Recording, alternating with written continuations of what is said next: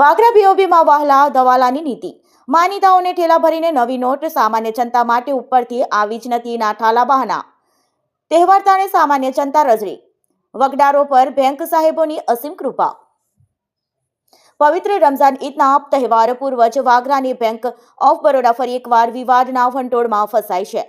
મુસ્લિમ બિરાદરો અને સામાન્ય નાગરિકો જ્યારે 10, 20 અને 50ની નવી નકોર નોટો મેળવવા માટે કાળઝાળ ગરમીમાં લાઈનોમાં લગાવી રહ્યા છે, ત્યારે બેંક તંત્ર દ્વારા વહાલા દવાલાની નીતિ અપનાવવામાં આવતી હોવાના ગંભીર આક્ષેપો ઉઠ્યા છે.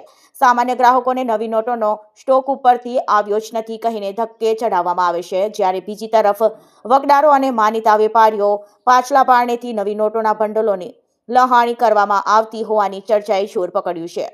વાગરા બીઓબીમાં તહેવાર તાણે સર્જાતી આ અરાજકતા હવે કોઈ નવી વાત નથી. ગ્રાહકોનો આક્ષેપ છે કે દિવાળી હોય કે ઈદ, બેંકના નિયમો જાણે માત્ર ગરીબ અને મધ્યમ વર્ગ માટે જ કડક બને છે. કલાકો સુધી લાઇનમાં ઊભા રહેતા સામાન્ય માણસોને અપમાનિત કરી ખાલી હાથે પરત મોકલવામાં આવે છે, જ્યારે મોટા ખાતાધારકો, ઉદ્યોગપતિ અને માથાભારે તત્વો માટે બેંકની તિજોરીના દ્વારા હર હંમેશા ખુલ્લા રહે છે. જનતામાં એવો સવાલ ઉઠી રહ્યો છે કે શું આ કઠિન સેટિંગ પાછળ કોઈ કમિશનનો ખેલ ખેલાઈ રહ્યો છે? જો સ્ટોક મર્યાદિત હોય તો અમુક ચોક્કસ લોકો પાસે જ નવી નોટોના ટોકબંધ બંડલો ક્યાંથી પહોંચે છે?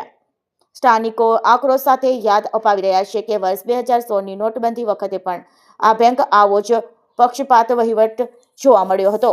એ સમયે પણ સામાન્ય માણસો પોતાના જ પૈસા માટે વલખા મારતા હોય અને મળતિયાઓ પાછળ બારણેથી થેલા ભરીને રોકડ લઈ જતા હતા. વર્ષો વીતી ગયા છતાં બેંકના વહીવટમાં સુધારો આવવાને બદલે ભ્રષ્ટ નીતિ વધુ વકરી હોય તેમ જણાય છે. બેંકના જવાબદાર અધિકારીઓની આ મનસ્વી પદ્ધતિ હવે લોકો ધૈર્યની કસોટી કરી રહ્યા છે, જેના કારણે બેંક પરિસરમાં આવનાર શાબ્દિક ઘર્ષણના દ્રશ્યો પણ સર્જાય છે. હવે સમય પાક્યો છે કે બેંકના ઉચ્ચ અધિકારીઓ આ મામલે તાત્કાલિક દખલગીરી કરે.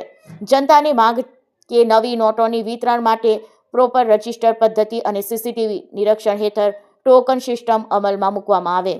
જો બેંક મેનેજર પોતાની પક્ષપાતી નીતિ સુધારો નહીં કરે તો આગામી દિવસમાં જાગૃત નાગરિકો દ્વારા રિજિયોનલ ઓફિસમાં લેખિત ફરિયાદ કરી વિજિલન્સ તપાસની માંગ સાથે ઉગ્ર આંદોલન કરવાની પણ તૈયારી દર્શાવવામાં આવી છે.